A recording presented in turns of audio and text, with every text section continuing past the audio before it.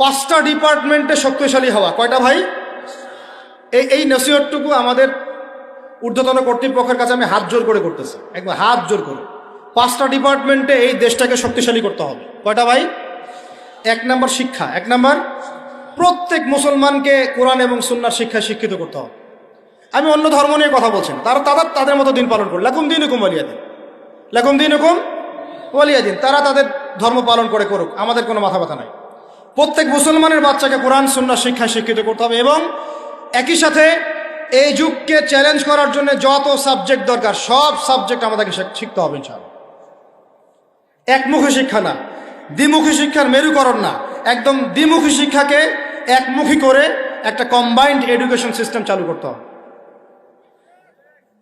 যদি আপনারা না পারেন আমাকে দায়িত্ব দেন, আমাদেরকে বলেন যে ভাই বা ছোট ভাই, তোমাকে আমি 1 বছর সময় দিলাম, শিক্ষার বিষয়গুলো গোছায় দাও। বিনা পারিশ্রমিকে ইনশাল্লাহ করে দেব, কোনো সমস্যা। 1টা টাকাও দিতে হবে না, জাস্ট একটা চেয়ার টেবিল দেন, 100 জন আলেম দেন, 100 জন বুদ্ধিজীবী দেন, গড়ে দিব ইনশাআল্লাহ। প্লে গ্রুপ থেকে মাস্টার্স পর্যন্ত আমাদের ছেলেমেয়েরা এমন শিক্ষায় শিক্ষিত হবে যেটাকে শরীফের গল্প শেখাবে না ইনশাআল্লাহ।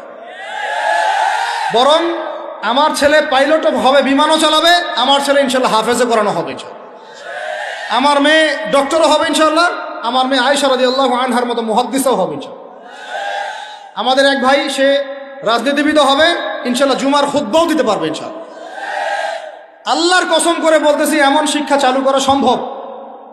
শুধু আপনারা যদি একটু সৎসাহস দেখান, একটু উদ্যোগ গ্রহণ করেন, আল্লাহ পাক বহুত আজর দিবেন আপনাদেরকে।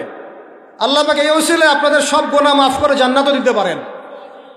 আল্লাহর রাস্তায় আল্লাহর দিকে ফিরে আসেন। আমি আপনাদের সবচেয়ে শ্রেষ্ঠ বন্ধু, আমাকে শত্রু মনে করেন না। ইউসুফ আলাইহিস সালাম এক পর্যায়ে বলেছিলেন যে আমি যোগ্য, আমাকে দায়িত্ব দেন। মনে আছে আপনাদের?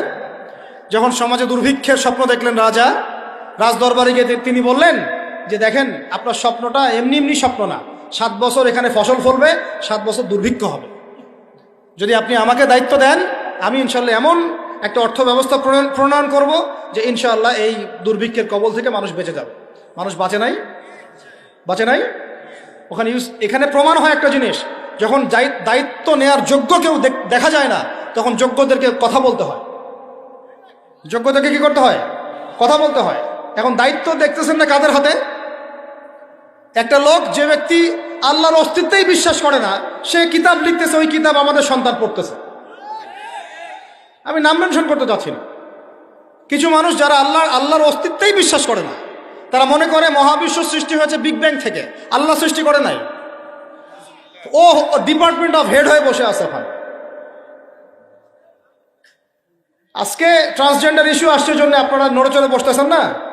শিক্ষার যে দশা চলতেছে, আমরা ভয় করি যে আজকে থেকে 10 বছর যদি এমনভাবে চলতে থাকে, আল্লাহ মাফ করুক, আমার আশঙ্কা একটা প্রজন্ম গড়ে উঠবে, জীবনে বাপকে তো সালাম দিবেই না, সালাম কেমন করে শুদ্ধ করে দিতে হয় সেটাও শিখবে না কখন।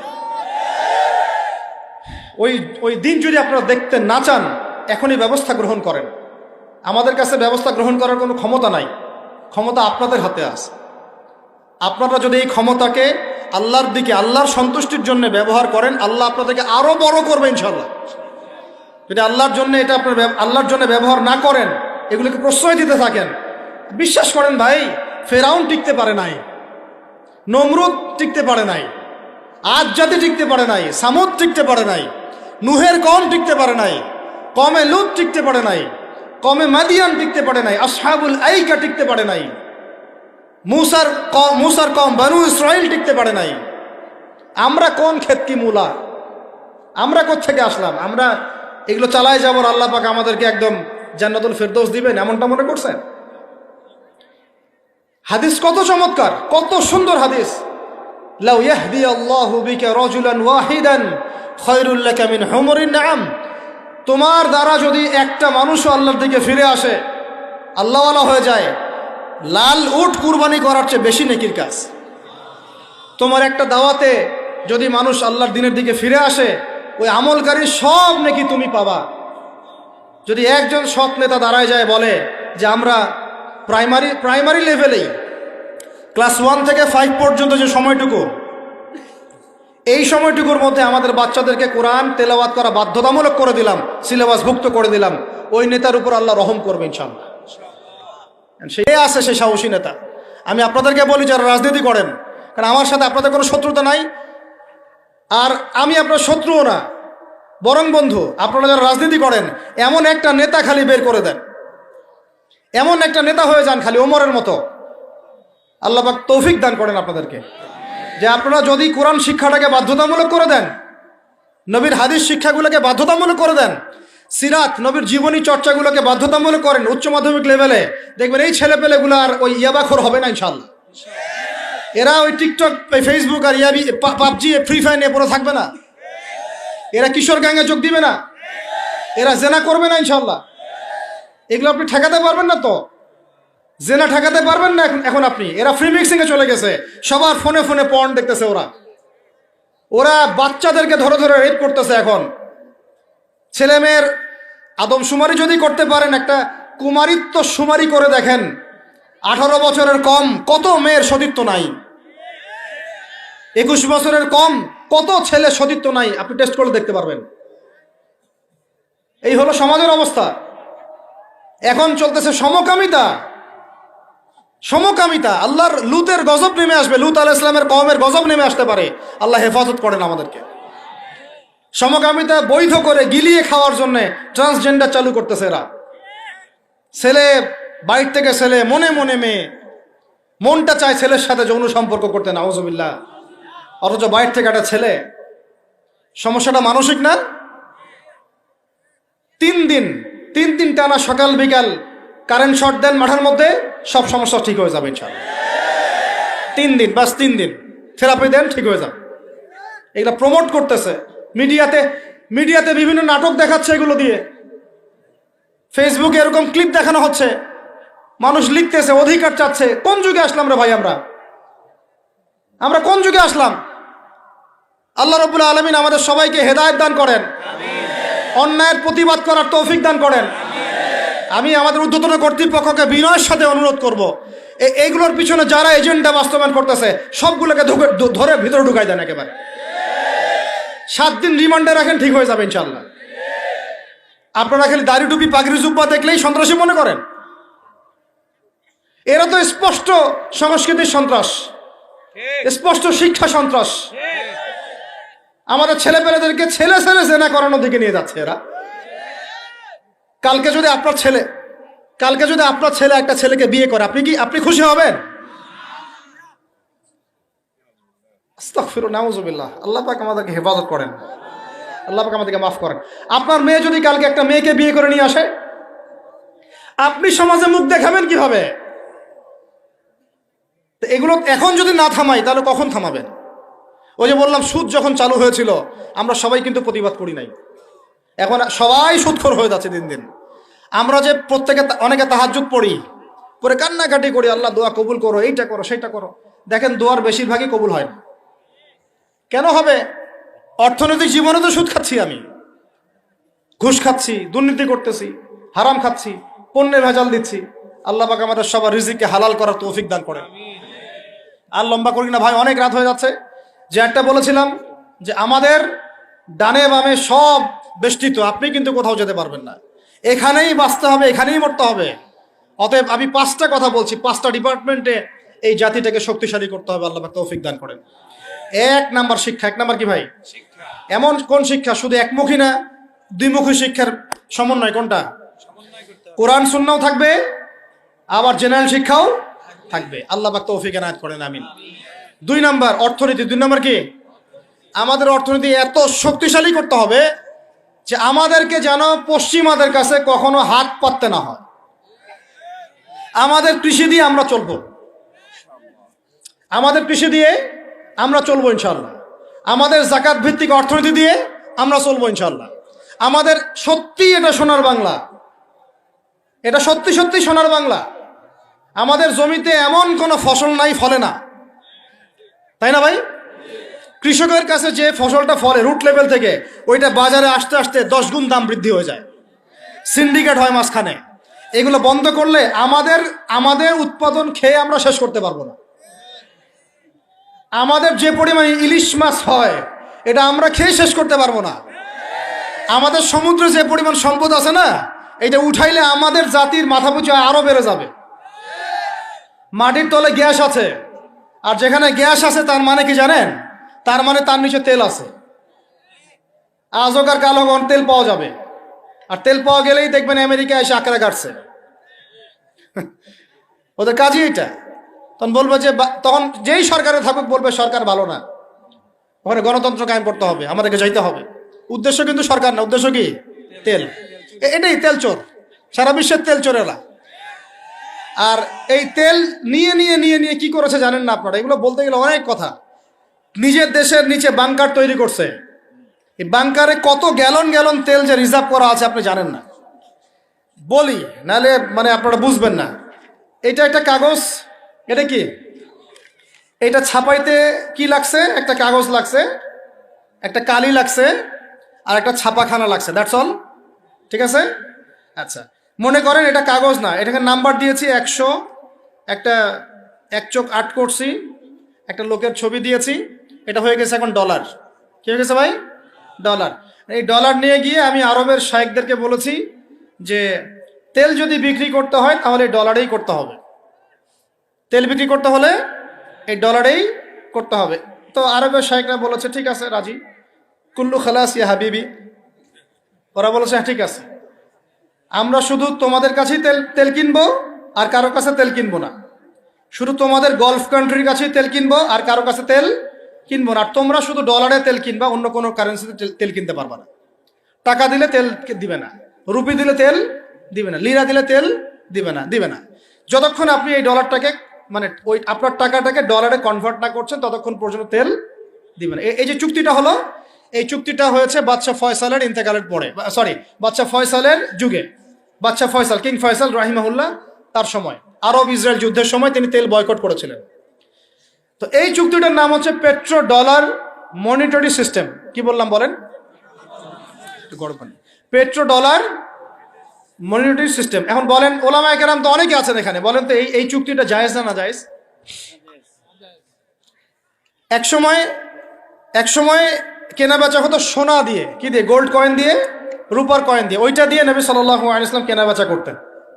ওইটার মান কিন্তু কখনো কমে যাবে না, যাবে? কখনো কমবে না। আসহাবুল কাহফ 309 বছর পর ঘুম থেকে উঠছে, ওই 309 বছর আগে পকেটে যে মুদ্রা ছিল ওইটা বের করে দিয়ে বলতেছে বাজারে গিয়ে খাবার নিয়ে আসো। বুঝেন নাই? আর আপনি আপনার এই যে 1000 টাকাকে পকেটে রাখে 309 বছর ঘুমান, ঘুম থেকে উঠে এটা বের করে দিয়ে বলেন খাবার নিয়ে আসো। ওই সময় 309 বছর আগে ওই 1000 টাকা দিয়ে যদি 1 কেজি গরুর মাংস পাওয়া যাইতো, 309 বছর পর বের করে দেখবেন ওই 1000 টাকা দিয়ে আপনি ডিম পাইতে পারেন, একটা বড়দের একটা কি ডিম বা মুরগি পাইতে পারেন। এটাকে ইনফ্লেশন বলি আমরা। কি বলি? ইনফ্লেশন। তো যাই হোক, ওইদিকে যাচ্ছি না। এখন এটা বুঝেন, এই যে ডলারটা আমি ছাপাইছি, আমার কোনো খরচ আছে? এই ডলারটা ওকে দিলাম, দিয়ে আমি তেল নিলাম। তেল মানে হচ্ছে এই বিশ্বের সোনা। তেল মানে কি? এই বিশ্বে এখন সোনা ফাংশন করে না মার্কেটে, তেলই হচ্ছে সোনার জায়গা দখল করছে। তো এখন এই ডলার দিতে আমার কোনো খরচ নাই। ডলারটা ওকে দিলাম, ওর কাছ থেকে তেল নিলাম, নিয়ে তেলটা আমি আমার দেশের বাংকারে রিজার্ভ করলাম। আমার কোনো লস আছে? আমার কোনো লস আছে? নাই। এখন এই ডলারটা যেহেতু রুলিং কারেন্সি, এটাকে ইকোনমিক্সের ভাষায় বলে হার্ড কারেন্সি, মানে শক্ত টাকা। কি বলে এটাকে? শক্ত টাকা।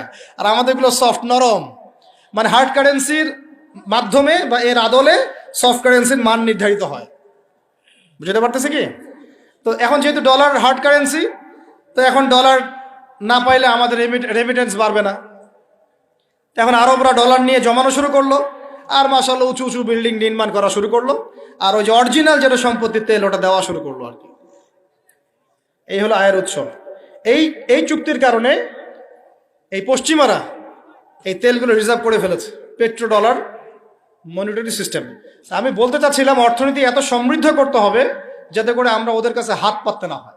এই জন্য আমার দেশের মধ্যে প্রচুর সম্পদ আছে, গ্যাস আছে, তেল আছে, আমাদের এখানে কিন্তু চুনাপাথর আছে, আমাদের এখানে সামুদ্রিক প্রচুর সম্পদ আছে। এবং ওইটা যদি ভালো করে থিসিস করা হয় দেখবেন ওখান থেকে আর অনেক কিছু বের হবে ইনশাল্লাহ। হ্যাঁ, হ্যাঁ, মাশাআল্লাহ, ভেরি গুড। এটা বলতে চাচ্ছিলাম আমি, আমাদের সমুদ্রে ইউরেনিয়াম পাওয়া গিয়েছে। কেমিস্ট্রিতে কারা পড়েছেন? কেমিস্ট্রিতে কেউ পড়েন না এখানে? ইউরেনিয়ামের নাম শোনেন নাই? সবচেয়ে সবচেয়ে সেরা মূল্যবান ধাতুগুলোর একটা। এগুলো যদি সুষ্ঠুভাবে তোলা হয়, আর যদি দুর্নীতি না থাকে, সরকারের সুষ্ঠু ব্যবস্থাপনা থাকে, সরকারের যেই থাক না কেন, বাংলাদেশ সমৃদ্ধ হবে ইনশাআল্লাহ। এরপর আবার কৃষি আছে। আমাদের জমি মানে সোনা, যা ফলাবেন তাই ফলবে এখানে, যা ফলাবেন। সৌদি খেজুর পর্যন্ত চাষ হচ্ছে এখন এখানে। চিন্তা করা যায়, চিন্তা করা যায়। মাছ, আমাদের বলে না মাছে ভাতে বাঙালি, এই মাছ খেয়ে আমরা শেষ করতে পারতাম না। আমরা তো আমাদের শত্রু নিজেরাই। মাছকে আপনি ফরমালিন দিয়ে নষ্ট করছেন, খাদ্যে আপনি ভেজাল দিয়েছেন, বাজারে আপনি সিন্ডিকেট করে দাম বাড়াইছেন। আমাদের গার্মেন্টস শিল্প, যে পোশাকগুলো আমরা নির্মাণ করি, এগুলো আমাদের পরে শেষ করতে পারতাম না আমরা। এগুলো এখন বেশিরভাগই বাইরে যাচ্ছে। তো অনেক প্রবলেম। এই জিনিসটা এক কথায় উত্তর হচ্ছে, যদি আমরা অর্থনীতি সমৃদ্ধ করতে না পারি, আগামী বিশ্বকে আমরা চ্যালেঞ্জ করতে পারবো না। উপরে যে বা যারাই থাকেন তাদের সাথে আমাদের কোনো দ্বন্দ্ব নাই। আমাদের একটা আহ্বান, উদাত্ত আহ্বান, করজোর অনুরোধ, শিক্ষার সাথে সাথে অর্থনীতি সমৃদ্ধ করার চেষ্টা করতে হবে। এর পথে বাধা কি তাহলে? এর পথে বাধা হচ্ছে দুর্নীতি। বাধা কি বলেন? এই একটা অভিশাপ জাতির উপর থেকে না সরাতে পারলে এই সোনার বাংলা আমরা গড়তে পারবো না ভাই।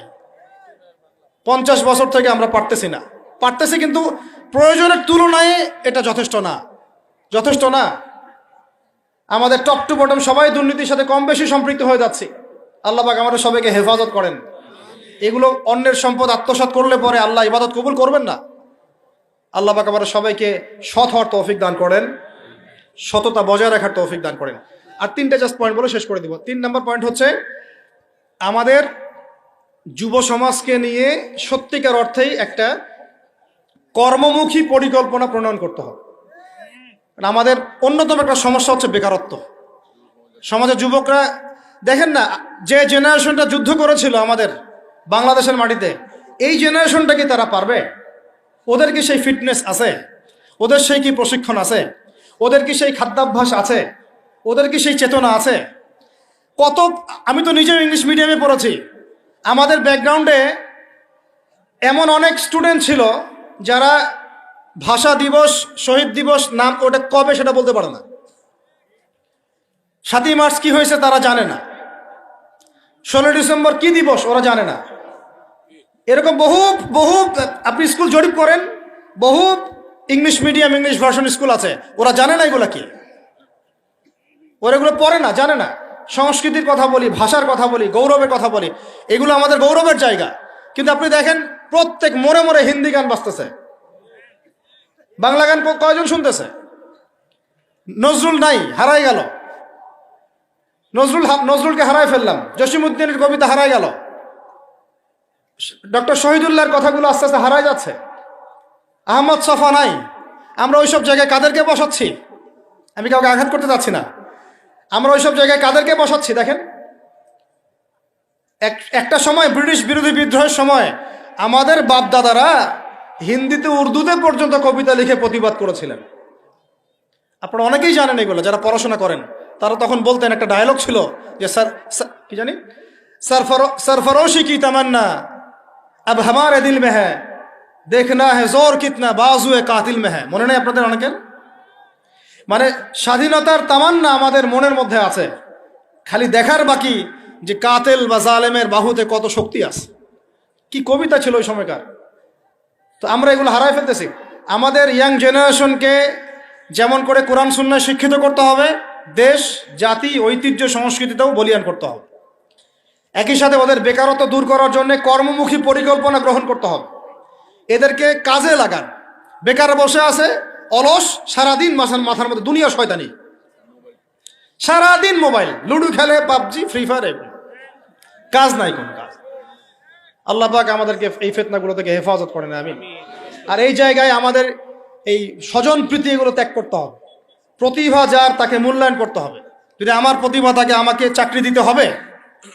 ওই ভাইয়ের প্রতিভা থাকে, তাকে চাকরি দিতে হবে। ওই ভাইয়ের প্রতিভা আছে, সে রিটার্নে ফার্স্ট হয়েছে, ভাই ভাই ভালো করেছে, ওকে অগ্রাধিকার দিতে হবে। কেন আমি দল করে বলেই আমার চাকরিটা হবে? কেন আমার মামা অমুক, খালা অমুক, খালু অমুক বলেই চাকরিটা হবে? কেন হবে? এই অন্যায় যদি চলতে থাকে আল্লাহর গজব নেমে আসবে। আর বিশ্বাস করেন, এই যে ট্রান্সজেন্ডার এগুলো কথা বলছেন না, এগুলো আল্লাহরই গজব। কার গজব? এগুলো আল্লাহর পক্ষ থেকে গজব আকারে আসতেছে। 4 নাম্বার, 3টা বলেছি ভাই। একটা হচ্ছে শিক্ষা, আমরা শক্তিশালী হব কোথায়?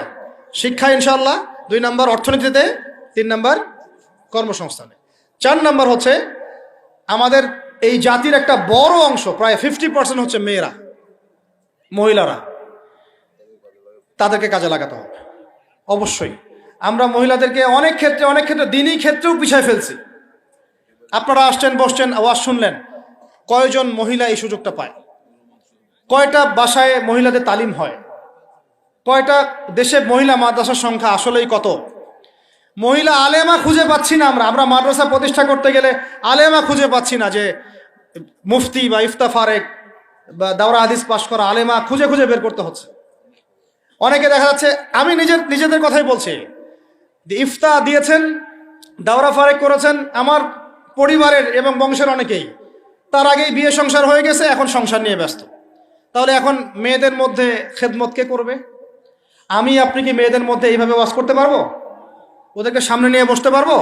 ওদের সমস্যাগুলিকে আমরা সলভ করতে পারবো? তাহলে আপনার বোনকে দায়িত্বটা পালন করতে হবে, আপনার মেয়েকে বা আপনার স্ত্রীকে। তো সেক্ষেত্রে তো আমরা সেরকম স্ত্রী, সেই মেয়ে, সেই জেনারেশন তৈরি করতে পারছি না। অনেক আলেমের স্ত্রী পর্যন্ত দুনিয়াদার হয়ে গেছে এখন, সোনা দানা, গয়না গাটি, ভ্রু প্লাক, ফ্যাশন এগুলো করতেছে। হ্যাঁ, তো এগুলো থেকে আমাদেরকে বের হয়ে আমাদের স্ত্রীদেরকেও খাদিজা আয়েশা রাদিয়াল্লাহু আনহুমা তাদের মতো করে দ্বীনের পথে সহযাত্রী বানাতে হবে। আল্লাহ পাক তৌফিক দান করেন। আল্লাহ পাক আমাদের এই পুরো মা বোনদেরকে হেদায়েত করেন, তাদেরকে খাস পর্দায় থাকার তৌফিক দান করেন ইনশাআল্লাহ। আমাদের এই যুবকরাই সোনার বাংলা করবে ইনশাআল্লাহ, ইনশাআল্লাহ তাআলা। হ্যাঁ দিচ্ছি ইনশাআল্লাহ। আর শেষ কথা, লাস্ট পয়েন্টটা শেষ করে দেই। লাস্ট পয়েন্টটা হচ্ছে ভাই, যে কোরআনে আল্লাহ রাব্বুল আলামিন এই বিশ্ব রাজনীতি ডিল করার জন্য অনেকগুলো হেদায়েত দিয়েছেন। আমি আলোচনার মাঝখানে কিছু এনেছি, যেমন সূরা মাইদার আয়াতগুলো, ইহুদি খ্রিস্টানদের সাথে আমাদের চলাফেরা কেমন হবে, মুশরিকদের সাথে আমাদের চলাফেরা কেমন হবে, আমাদের বাণিজ্য কেমন হবে, আমরা কাকে বন্ধুরূপে গ্রহণ করতে পারবো, কাকে পারবো না, এইগুলো ফলো না করতে পারলে একটা জাতি সমৃদ্ধ হতে পারবে না। তখন আমরা কিন্তু সবাই মিলে এইভাবে প্রতিবাদ করি নাই। আজকে যখন তারা একটা জিনিসকে প্রতিষ্ঠা করার চেষ্টা করতেছে ওদের স্বার্থে, ইসলামের বিপক্ষে, এখন আমাদের অনেকে টনক নড়তেছে যে আরে এ কি হচ্ছে, আমাদের মুসলমানদের বাচ্চারা এগুলো কি শিখতেছে। সমস্যা হচ্ছে আমরা সমস্যা আসলে শুরুতে বোঝার মতো ওই নূর, বাসিরা, হিকমা আমাদের এখনো পয়দা হয়নি। যখন শেষে গিয়ে একদম কুলে, কি বলে ওটাকে, মাঝপথে গিয়ে যখন দড়িয়ে যখন নৌকা ডোবা শুরু করে, তখন আমাদের হুঁশ ফিরে, আরে কি হচ্ছে। তো আল্লাহ পাক আমাদেরকে বিজয় দিবেন, এটা প্রতিশ্রুতি দিয়েছেন। যে একটা নিয়ে কথা বলতে গেলে ভিতরে চলে গেছে। আমার সমস্যা এটাই, আলোচনা করতে গেলে একটু বেশি ভিতরে চলে যাই, পরে আর বেরোতে পারি না। আপনারা কি আলোচনা বুঝতে পারতেছেন?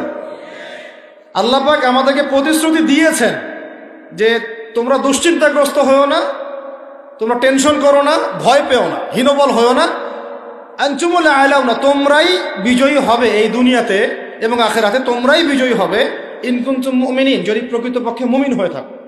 আমাকে বলেন, যারা আজান শুনেও নামাজে যায় না, এরা কি মুমিন? বলেন। আপনি মনে করছেন আমি জুমার নামাজ তো পড়ি, ঈদের নামাজ তো পড়ি।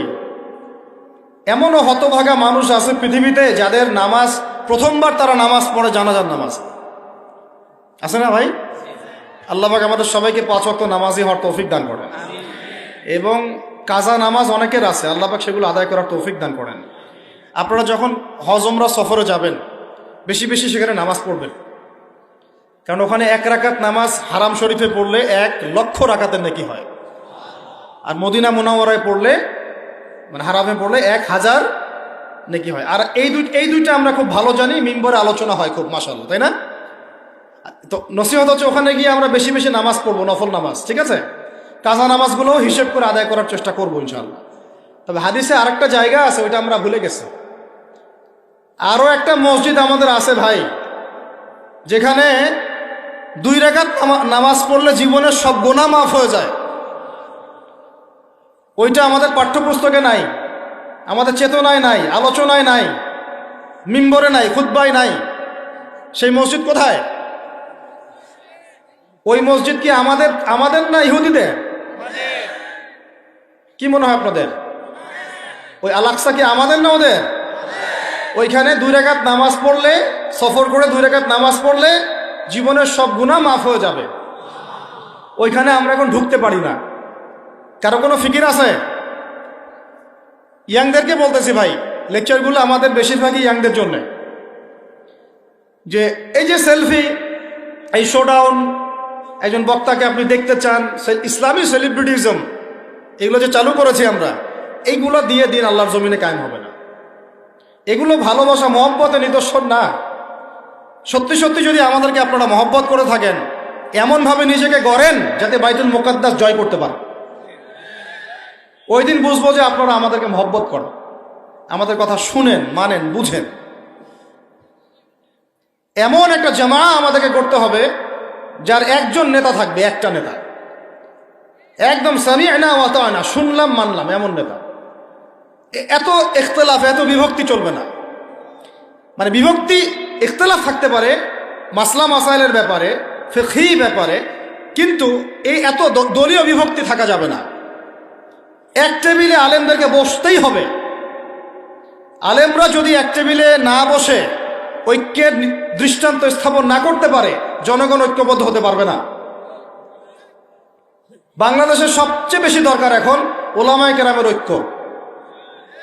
আমরা যারা ছোটরা আছি, আমাদের মূল কাজ এখন এইটাই, আমরা এটাই ফিকির করি কিভাবে আলেমদেরকে একটা জায়গায় বসানো যায়। আলেমরা যদি ঐক্যবদ্ধ হতে পারেন, জনগণ একদিকে ফোকাস করে চলতে পারবে ইনশাআল্লাহ। এবং তাদের মধ্যে যদি একজন আমির নিযুক্ত করা হয় এবং তার কথা যদি আমরা সূরাভিত্তিক মেনে চলি, ইনশাআল্লাহ বাংলাদেশ কেন, পুরা বিশ্বে দিন কায়েম করা সম্ভব। আমরা এই দিক থেকে আমরা মোটামুটি 20-30 বছর পিছায় আছি এখন। বুঝতে পারছেন না আমার কথা? এই দিক থেকে দেখেন, আল্লাহ নবী সাল্লাল্লাহু আলাইহি ওয়াসাল্লাম মক্কাতেও সাহাবীদের মধ্যে কখনো বিভক্তি হতে দেন নাই। একজন নেতা, তার আন্ডারে সব সাহাবীরা বায়াত করে আছেন হাতে হাত রেখে, ব্যাস যা বলবেন তাই। ডানে যাইতে বলে ডাইনে, বামে যাইতে বলে বামে। মার খাচ্ছেন, যদি নবীজি বলেন হিজরত করে চলে যাও, হিজরত করে চলে গেল আবিসিনিয়ায়, তাই না? আর যদি নবীজি বলেন সবর করো, সাবরান আলা ইয়াসির ফাইন্নামা ওয়াইদাকুমুল জান্নাহ, সবর করো, তোমাদের জন্য জান্নাত, সবর করতেছেন, মার খাচ্ছেন, তাও কোনো কথা বলতেছেন না। এইরকম সামি'না ওয়া আতা'নার জেনারেশন না থাকলে দিন কায়েম হয় না, যেটা আমাদের বিগত 50 বছর আমরা করতে পারি নাই। এটাই সত্য কথা। এটা করার জন্য সবার আগে আমাদের মনের হিংসা দূর করতে হবে। কি দূর করতে হবে? মনের হিংসা দূর করতে হবে, মনের অহংকার দূর করতে হবে, নিজেকে ছোট মনে করা শিখতে হবে। আমি ছোট মানুষ, বড়রা যে দায়িত্ব দিবেন সেটা পালন করব। আলেম ওলামার সহবতে থাকব, তাদের পরামর্শ চলব, আমাকে যেভাবে গাইড করেন সেভাবে চলব, যখন যে দায়িত্ব আসবে সেটা পালন করব। চিন্তা এরকম না থাকলে আপনি চলতে পারবেন না, বিদ্রোহী হয়ে যাবেন তখন। বেয়াদবি, এই যে প্রথম একটা কথা বলছি, বেয়াদবি। আমরা অনেকেই বড় বড় বরেণ্য আলেমদের সাথে বেয়াদবি করছি, তাদের মানিজ্য হানি করছি। অনলাইনে লাইভে চলে আসলাম, একটা কথা বলে দিলাম, একটা পোস্ট দিয়ে দিলাম, ভাবছি আমি ইসলামের বড় উপকার করে ফেললাম। আদতে আমি বিশৃঙ্খল একটা অবস্থা ছিল, আরো বিশৃঙ্খলতা বাড়ালাম। আমি কাছাকাছি তো আনতেই পারলাম না। কিছু মানুষের কাজ দেখলে মনে হচ্ছে যে তাদের একটাই কাজ। কি একটাই কাজ? অনলাইনে একটা একটা করে আলেম, একটা একটা করে বক্তা, একটা একটা করে দায়ীর নাম ধরে ধরে সমালোচনা করা। এটা করে আপনি দিনের কি উপকারটা করতেছেন? এই কাজগুলো করে আপনি দিনের কোন জায়গায় খেদমতটা করতেছেন বলেন? এতে করে মানুষের দিন সম্পর্কে, সেই আলেম সম্পর্কে, সেই বক্তা সম্পর্কে, সেই ওস্তাদ সম্পর্কে, সেই ইসলামী দল সম্পর্কে কি ভালো ধারণা সৃষ্টি হচ্ছে না খারাপ? আমরা যদি প্রশ্ন করি যে আপনি নিজের চেহারাটা একটু আয়নায় দেখেন না, আপনার ভিতরে কি কোনো দোষ নাই? আপনি কি এই উম্মার নেতৃত্ব দেওয়ার যোগ্যতা অর্জন করেছেন? কতগুলো কিতাব পড়েছেন? কি ডিগ্রি অর্জন করেছেন? কতটুকু সার্টিফিকেট অর্জন করেছেন? কতটুকু তাজকিয়া অর্জন করেছেন? কতটুকু আপনি নূর অর্জন করতে পারলেন? কতটুকু বাসিরা আছে আপনার? কয়টা মসজিদ করেছেন? কয়টা মাদ্রাসা করেছেন? কয়টা ইসলামিক সংগঠন করলেন? কয়টা কিতাব লিখলেন? কয়টা লেকচার দিলেন? আপনি নিজে কি করলেন দিনের জন্য? এই চিন্তাটা করা দরকার নাই যে আমি নিজে কি করলাম দিনের জন্য? ও কি করলো, ওর কি খেদমত, ওর কি দোষ, ওর কি ত্রুটি, এইগুলোর চর্চা আমরা ব্যস্ত হয়ে আছি এখন। এই একটা কারণে আমাদের ওলামায়ে কেরামদের মধ্যে ঐক্য হচ্ছে না, দুর্ভাগ্যজনকভাবে। কারণ আমরা একটা শ্রেণী আলেমদের ইজ্জত ধোয়ার পিছনে লেগে গেছি। একজন আলেম না এটা ভুল করছে ভাই, আলেম মানুষ তো, কেন বেয়াদবি করতে হবে আপনাকে? কেন আপনাকে একটা সেশন করতে হবে? কেন একটা এটা করতে হবে, সেইটা করতে হবে? চুপ করে থাকেন আপনি। পারলে তার সাথে আপনি পার্সোনালি দেখা করেন, তার কাছে যান, তার কথার পিছনের কারণটা খুঁজে বের করার চেষ্টা করেন। ইসলামের খেদমত এগুলো হচ্ছে না, তো ওইদিকে যেতে যাচ্ছি না। একটা রিকোয়েস্ট করবো আপনাদেরকে যে আমরা সবাই একটা দায়িত্ব কাঁধে নেই, যে এই উম্মতকে বিজয়ী করার জন্য আমারও কিছু দায়িত্ব আছে। আপনার দায়িত্ব নেই ভাই? এখন আপনি আয়নার সামনে আজকে রাত্রে দাঁড়ায় অনেস্টলি সততার সাথে দাঁড়াবেন। দাঁড়ায় আপনার চেহারা আয়নায় দেখবেন, দেখে চিন্তা করবেন যে আসলে আমি আজ পর্যন্ত এই উম্মাকে কি দিয়েছি। বলেন তো কি বললাম ভাই? আয়নার সামনে দাঁড়ায় কি বলবেন? আমি আদনান, আমি আব্দুর রহমান, আমি আব্দুর রহিম, আমি অমুক, আমি তমুক, আমি ইসলামকে, উম্মাকে, আল্লাহকে, রাসূলকে কি দিয়েছি এই পর্যন্ত। যদি আপনার মনের মধ্যে সততা থাকে, জবাব ওই আয়নার তসবির আপনাকে দিয়ে দিবে। একটা উর্দু শের আছে যে চেহারে তো আকসর ধোকা দেতি হ্যায়, সচ তো আইনা বলতি হ্যায়। মানে চেহারা তো বেশিরভাগ সময় ধোকা দেয় মানুষকে, সত্য কথা বলে আয়নার প্রতিবিম্ব। তো আল্লাহর ওয়াস্তে নিজের আত্মসমালোচনা করি, আমরা উম্মাকে কি দিলাম এটার ফিকির করি। এখন যদি উত্তর আসে যে আমি অনেক দিয়েছি উম্মাকে, আমি একদম কামেল হয়ে গেছি, তাহলে বুঝবেন আপনার মধ্যে ইবলিসের চরিত্র আসছে। ইবলিসই বলতে পারে যে আমি সবার চেয়ে শ্রেষ্ঠ। ওই যে বলে নাই, আনা খায়রুম মিনহু, আমি আদমের চেয়ে শ্রেষ্ঠ। খলাকতানি মিন নার, আমাকে আগুন দিয়ে সৃষ্টি করেছেন। খলাকতাহু মিন তিন, তাকে মাটি দিয়ে সৃষ্টি করেছেন। এই কেবার যদি চলে আসে, বুঝবেন আপনি ধ্বংস হয়ে গেছে। ফেরাউন বলেছিল আনা রব্বুকুমুল আ'লা, আমি তোমাদের মহান রব। নাউজুবিল্লাহ।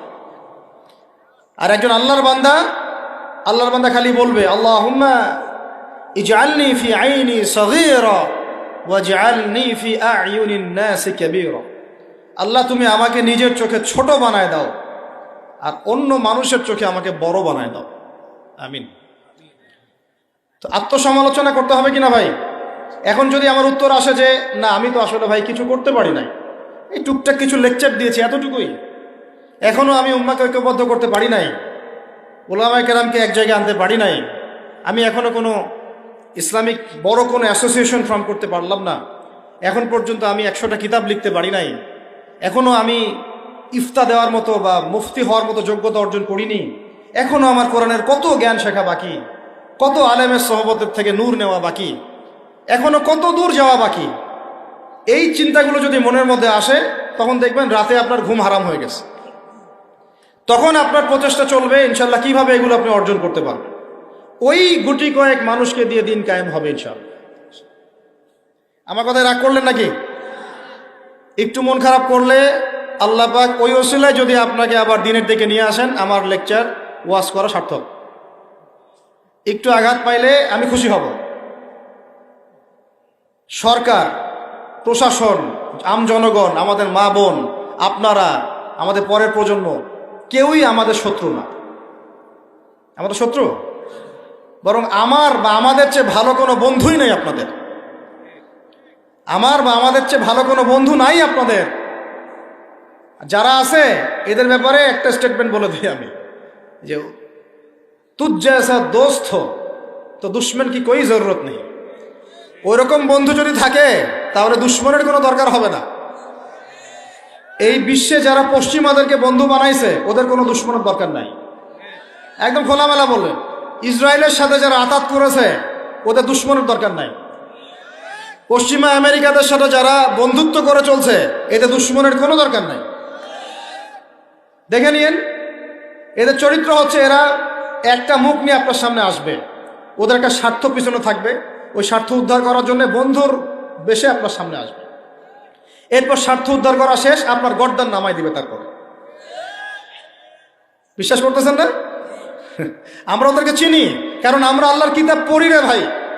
আল্লাহ পাক এই কিতাবের সূরা মাঈদার 51 নম্বর আয়াতে বলেছেন, ইয়া আইয়ুহাল্লাযীনা আমানু, হে মুমিনগণ, লা তাত্তাখিযুল ইয়াহুদা ওয়ান নাসারা আউলিয়া, তোমরা এই ইহুদিদেরকে আর নাসারা খ্রিস্টানদেরকে বন্ধুরূপে গ্রহণ করো না।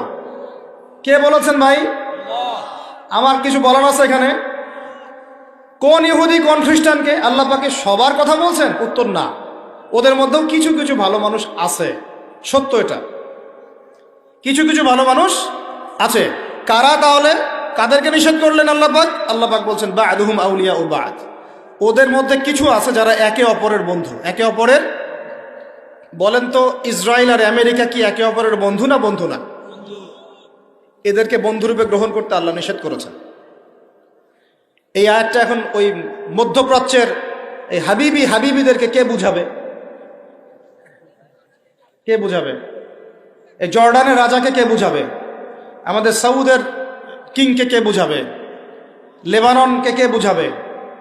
এই যে গলফ কান্ট্রিদেরকে কে বুঝাবে যে আল্লাহ পাক বলেছেন ইহুদি এবং খ্রিস্টানদের মধ্যে যারা একে অপরের বন্ধু, এদেরকে আমরা বলি জায়নিস্ট। কি বলি?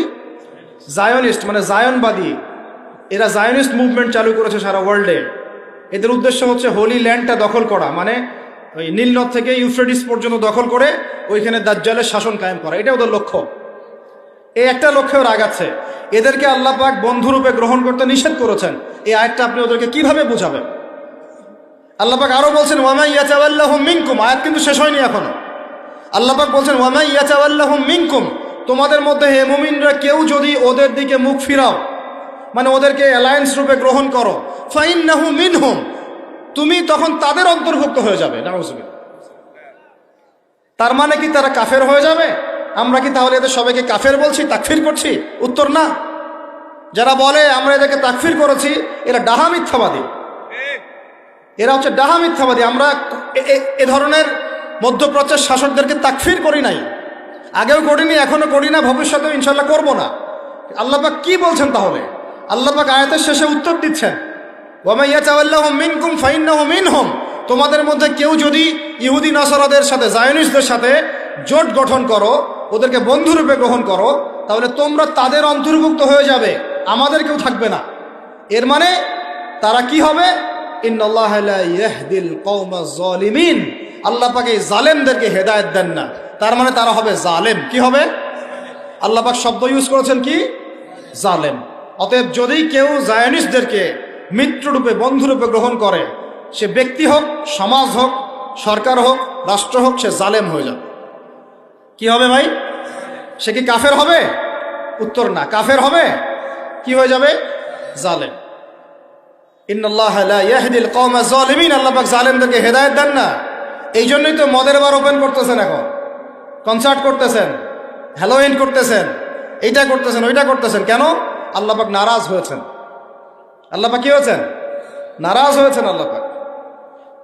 এখান থেকে ফিরে না আসলে আল্লাহ পাক ধরবেন। তো এখান থেকে আপনি বুঝতে পারছেন যে পুরো বৈশ্বিক প্রেক্ষাপটে আমাদের অবস্থাটা কি। আরো একটা আয়াত আছে, এটা সূরা বাকারায়, এটা আরো মারাত্মক। এটা আল্লাহ পাক তার নবীকে বলছেন যে ওয়ালান তারদা, ভালো করে শোনেন যুবকরা, আল্লাহ পাক বলছেন ওয়ালান তারদা।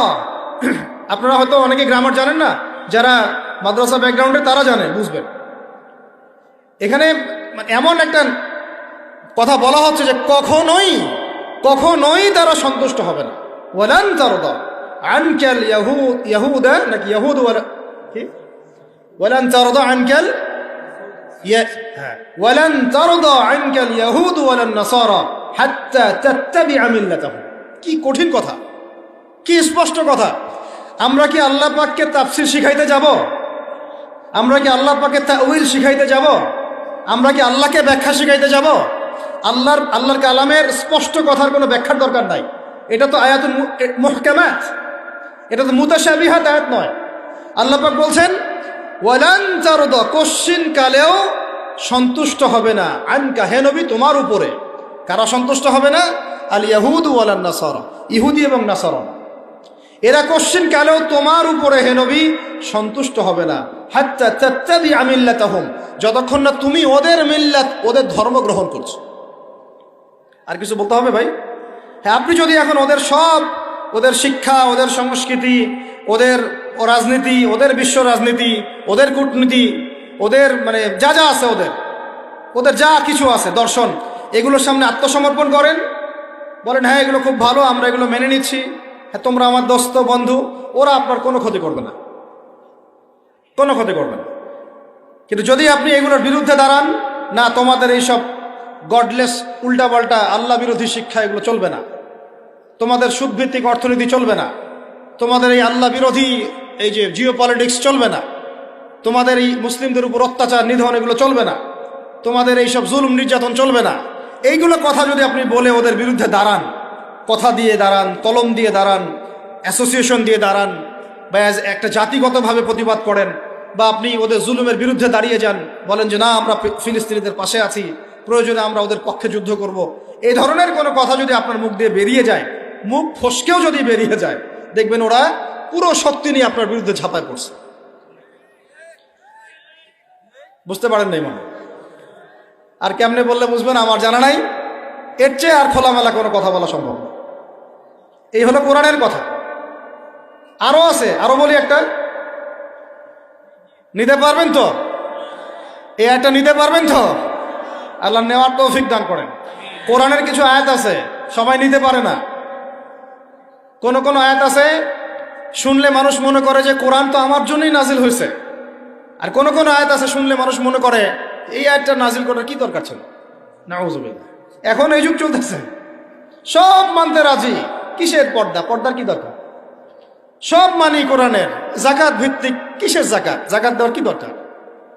সব মানি, চোরের আবার হাত কাটতে হবে কেন? মানবতা বিরোধী কাজ। সব মানি কোরআনের, ব্যভিচার করলে রজম কেন করতে হবে? এটা তো বর্বর মধ্যযুগীয় আইন। কথা বুঝতে পারে না? কোরআনের সবাই নিতে পারে না। কোরআনে 400 থেকে 450 জায়গায় আছে যে আল্লাহ রাব্বুল আলামিনের দিন প্রতিষ্ঠার জন্য তোমরা দাওয়াতের পাশাপাশি জিহাদ করো। কি করো? ওই শব্দ নিতেই পারে না মানুষ, শুনলেই যারা ইসলামের বিরুদ্ধে আছে, সরাসরি বিরুদ্ধে আছে, ওরা তো এমনি নিতে পারেই না, এটা আলাদা বিষয়। যারা দাড়ি টুপিওয়ালা কালিমা পড়া কিছু মুসলমান আছে, মুনাফিক নামধারী মুসলমান, এরাও নিতে পারে না। দেখেন নাই কি অবস্থাটা হইলো অক্টোবর মাসে, এই যে প্যালেস্টাইন ইস্যু নিয়ে এই প্রকাশ্য একটা জিহাদ চলতেছে ইহুদিদের সাথে, একদম স্পষ্ট, সবাই চিনতেছে কারা হকপন্থী কারা বাতিলপন্থী। একটা মানুষ যে নামাজ পড়ে না সেও চিনতে পারতেছে যে হ্যাঁ এরা জালেম, এরা মাজলুম, তাই না? প্রশাসনের 98% ভাই এটাই বিশ্বাস করে যে ইসরায়েল জালেম, এই ফিলিস্তিনের ভাইরা মাজলুম। অনেক ভাইয়ের সাথে আমাদের দেখা হয়, কথা হয়, চা খাই। আল্লাহ পাক তো একটা জায়গা দিয়েছেন আলহামদুলিল্লাহ মহব্বতের। তারা বলে যে হুজুর, যদি সত্যি আমাদের সুযোগ থাকতো, বা আমাদেরকে যদি আল্লাহ পাক সুযোগ দিতেন, বা ওইরকম কোনো নেতা আমাদের থাকতো, আমরা সবার আগে গিয়ে ওখানে যুদ্ধ করতাম। তা আমাদের দেশের প্রশাসনের লোকজন বলেছে। কথা বুঝতে পারতেছেন? কিন্তু মুসলমান নামধারী, আলেম নামধারী কিছু দাড়ি টুপিওয়ালা বুঝতে পারলো না যে ওই ভাইরা মাজলুম আর এরা জালেম। এরকম চলমান তাজা একটা জাজল্যমান ইস্যুতেও ঘুরিয়ে ফিরিয়ে ইনিয়ে বিনিয়ে ইসরায়েলের পক্ষ নেওয়া শুরু করল। এটা নিয়ে বলতে বলতে আমি ক্লান্ত হয়ে গেছি, আর আমি এগুলো বলতেও চাই না, আমার লজ্জা লাগে। এদের বিরুদ্ধে দু একটা কথা বলতে আমার এনার্জি লস হয় এবং লজ্জাও লাগে। নির্লজ্জ শ্রেণী, নির্লজ্জ। দেখেন সিরাজউদ্দৌলার নাম শুনেছেন? বেচারা পরাজিত হয়েছে। বেচারা কি হয়েছে? কিন্তু লড়াই করে পরাজিত হয়েছে। মীর জাফরের নাম শুনেছেন? ও বেটা ব্রিটেনের হাত ধরে জয়লাভ করেছে, জয়লাভ করে মসনদেও বসেছে, কিন্তু কিয়ামত পর্যন্ত মানুষ গাদ্দারদেরকে মির্জাফর নামে ডাকে। কথা বুঝতে পারেন নাই? তো সবসময় দুনিয়ার সাফল্য, দুনিয়ার বিজয়, দুনিয়ার আধিপত্য সবকিছু না। জনগণ সব বুঝে এখন। বাংলাদেশের ইয়াং জেনারেশন স্পেশালি, তারা অনেক পড়াশোনা করে এখন, বুঝে, আলেমদের সাথে থাকে। হক বাতিল এভাবে আপনি আলাদা করতে পারবেন না। হককে বাতিল, বাতিলকে হক বানাইতে পারবেন না। ইনশাল্লাহ হক হকের জায়গায় স্পষ্ট থাকবে, বাতিল বাতিলের জায়গায় স্পষ্ট থাকবে। এই সময়গুলোতে মানুষ বলেছে যে যে ভাইরা শিশু হত্যার প্রতিবাদ করতেছে, বোনদের ইজ্জত নিধনের প্রতিবাদ করতেছে, বোম্বিংয়ের প্রতিবাদ করতেছে, এদের আকীদা ঠিক নাই, এদের মানহাজ ঠিক নাই, এরা সঠিক মুসলমান না। এরকম অবস্থায় মানুষ বলেছে আইয়ুবী রাহিমাহুল্লাহ যখন আক্রমণ করে বাইতুল মুকাদ্দাস জয় করেছিলেন, উনারও আকীদা মানহাজ ঠিক ছিল না। এরকম অবস্থায়ও মানুষ বলেছে বাংলাদেশের মাটিতে বসে দাড়ি টুপিওয়ালা পাগড়ি জুব্বা নিয়ে বলেছে যে হামাস এটা বিচ্ছিন্ন জনগোষ্ঠী এবং ওই নাকি অপরাধী, সক্ষমতা নাই, কেন সে যুদ্ধ করতে গেল। বলেছে যে হামাসকে সৃষ্টিই করেছে নাকি ইসরায়েল। তো এই হলো অবস্থা। না এদের আকীদার কোনো সঠিক জ্ঞান আছে, না সত্যিকারের মানহাজের সঠিক জ্ঞান আছে, আর না ইতিহাসের কোনো সঠিক জ্ঞান আছে। হামাস সৃষ্টি হয়েছে 1994 সালের দিকে। কত সাল বলেন? 1989 থেকে 92 সালের মধ্যে একটা চুক্তি হয়েছিল। আমি তো বলি আমার সামনে বসান, আর বসতে চাইলে অনলাইনে বাহাসের কথা বলে, তো অনলাইনে না, যদি পান আপনারা ধরে নিয়ে আমাদের মাদ্রাসায় নিয়ে আসবে। ধরে কি করবেন? আমাদের মাদ্রাসার সামনে বসায় দিবেন। অনলাইনে কোনো বাহাস হয় না, অফলাইনে হবে, সামনাসামনি।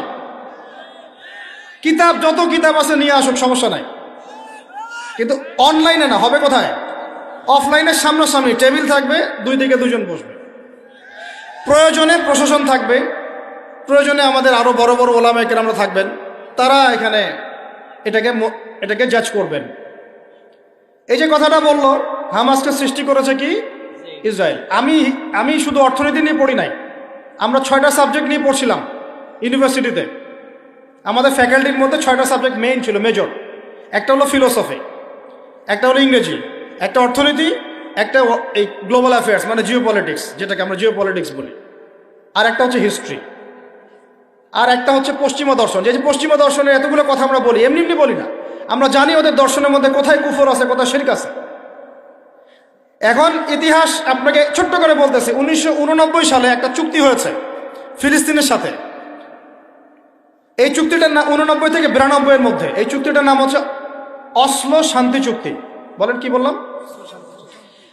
এই চুক্তিটা সাধারণ ফিলিস্তিনি যারা তাদের ভূমি ফেরত চায়, যারা ইসরায়েলের পতন চায়, যারা এই জুলুমের বিরুদ্ধে দাঁড়িয়ে আছে, ওরা মেনে নেয় নাই। তো যারা মেনে নেয় নাই, পরবর্তীতে তারা এই হামাস নামক সংগঠনটা তৈরি করেছে। এটা সশস্ত্র অবস্থান, ওদের দুইটা অংশ আছে, একটা আল কাসাম ব্রিগেড, আর একটা হচ্ছে দাওয়ার জন্য। কিছু মানুষ দাওয়াতের মেহনতে থাকে, কিছু মানুষ সশস্ত্র যুদ্ধ করে। এটা উড়ে এসে জুড়ে বসে নাই, এরা বিগত প্রায় 75 বছর থেকে ধাক্কা সহ্য করতে করতে করতে করতে আজকে বাধ্য হয়ে জায়গা আসছে। একটা কিতাব বাজারে আসবে ইনশাল্লাহ, আপনারা দোয়া করেন যেন কিতাবটাকে মানে সবচেয়ে সেরাভাবে যেন আল্লাহ পাক আনার তৌফিক দান করেন। এর নাম হচ্ছে হুরমাতুল আকসা। কি নাম? আল্লাহ পাক যেন তৌফিক দান করেন, আমিন। একদম বিগত 5000 বছরের ইতিহাস আপনাকে দিয়ে দিব। কত বছর? 5000 বছর পুরাতন ঘটনা আল আকসা। কত বছর ভাই? 5000 বছর। ওইটা ইব্রাহিম আলাইহিস সালামের হিজরতের জায়গা। ওখান থেকে ইয়াকুব আলাইহিস সালামের ছেলেরা মিশরে আসছে, ওইখান থেকে মুসা আলাইহিস সালামের যুগে তারা আবার গিয়েছে আল আকসা দখল করতে। ওইখানে আমালেকা সম্প্রদায়ের সাথে জিহাদ হয়েছে। তালুতের বাহিনীর মধ্যে দাউদ ছিলেন, তিনি জালুতকে পরাজিত করে ওইখানে ইসলামী খেলাফত কায়েম করেছিলেন 40 বছর। তারপরে আসছে সুলাইমান আলাইহিস সালামের 40 বছর। তারপরে ওদেরকে নেবুজাত নেজার বের করে দিয়েছে। তারপরে ঈসা আলাইহিস সালাম আসছেন, ঈসা আলাইহিস সালামকে তারা মানে নাই। আল্লাহ পাক আবার নির্যাতন শাস্তি দিয়েছেন টাইটাসের হাতে, রোমান সেনাপতি টাইটাসের হাতে। তারপরে এরা মদিনায় গিয়ে আক্রাগারে, বনু কুরাইজা, বনু কাইনুকা, বনু নাজিরে, খায়বারে, এদেরকে আল্লাহ নবী যুদ্ধ করে বের করে দেন।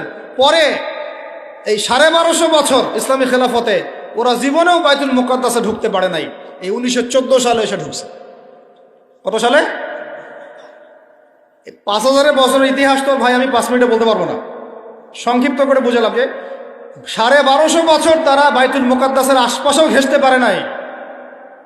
এই ব্রিটিশদের সহযোগিতা নিয়ে ঢুকেছে 1914 থেকে 18-র মধ্যে, প্রথম বিশ্বযুদ্ধ চলাকালীন, যখন ওসমানীয়রা ব্রিটিশদের বিরুদ্ধে ছিল। উসমানীয়দেরকে পরাজিত করে ওরা এই জায়গাটা দখল করেছে। করার পরে ওই জায়গায় কিন্তু দেখেন জায়গা দখল করে ব্রিটেন ওখানে থাকে নাই, ওই ইহুদিদেরকে জায়গা দিয়ে দিয়েছে। রহস্যজনক না? এত যুদ্ধ করে সে জায়গাটা লিবারেট করলো, করে নিজে থাকে নাই, ইহুদিদেরকে থাকতে দিল। এই যে বলেছি বা'দুহুম আউলিয়া বা'দ, এরা একে অপরের বন্ধু, এরা একে অপরের কি বন্ধু। যে বন্ধুত্ব দেখলেন, প্রথম বন্ধুত্ব, জায়গা দিয়ে দিল। তারপরে 1914 থেকে 45 সাল পর্যন্ত ব্রিটিশরা এদেরকে পেলে পুষে বড় করলো, অর্থ দিয়ে, সামরিক যান দিয়ে, মিলিটারি সহযোগিতা দিয়ে, ব্যাংকিং সিস্টেম দিয়ে, যা পারছে সব দিয়ে দিয়েছে, যা পারছে সব দিয়েছে। দেওয়ার পরে ওকে বড় করেছে। তারপরে দ্বিতীয় বিশ্বযুদ্ধ হলো, ওই সময় রুলিং স্টেট চেঞ্জ হয়ে গেল, ব্রিটেনের জায়গায় চলে আসলো আমেরিকা। এবার আমেরিকা এসে ব্রিটেন তাদেরকে যে সহযোগিতাটা করত তার চেয়ে 1000 গুণ বেশি সহযোগিতা করা শুরু করল। করতে করতে ওকে সাধারণ সামরিক অবস্থা থেকে নিউক্লিয়ার মিসাইল সম্পন্ন কান্ট্রিতে পরিণত করল। এখন ওর কাছে নিউক্লিয়ার অস্ত্র আছে, ও সারা বিশ্বে ভেটো দেয়। ইরানের কাছে কয়টা অস্ত্র আছে, তাই না? ইরান পারমাণবিক কর্মকাণ্ড চালাচ্ছে নাকি, ওই দেশ করছে নাকি, সেই দেশ করছে নাকি, ও কিন্তু জীবনে বলে না যে তার কাছে কয়টা পারমাণবিক অস্ত্র আছে। বলে? কখনো বলছে? আর এই কোরআন আল্লাহর কিতাবই আমাদেরকে বলেছেন, আল্লাহর কিতাবে আল্লাহ পাকই আমাদেরকে বলেছেন যে ওয়াইদু লাকুম মাস্তাতা'তুম মিন কুওয়া, তোমরা শক্তি অর্জন করো। কি অর্জন করো? তোমরা মুসলমানদেরকে আল্লাহ বলেছেন তোমরা শক্তি অর্জন করো। শক্তি অর্জন করলে কি হবে?